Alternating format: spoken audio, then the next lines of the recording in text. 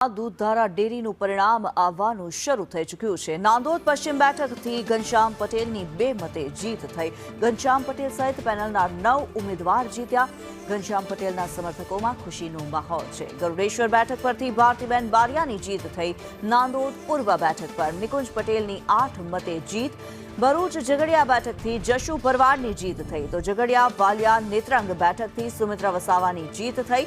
Tie પડતા ચિઠ્ઠી ઉછાળતા રાજ સંજય કુમારની જીત થઈ તો ભરૂચ વાગરા આમોદ બેઠક પર ટાઈ પડી હતી। અંકલેશ્વર બેઠકથી હિરેન પટેલની જીત થઈ। સાગબારા બેઠકથી મસરા વલવીની જીત।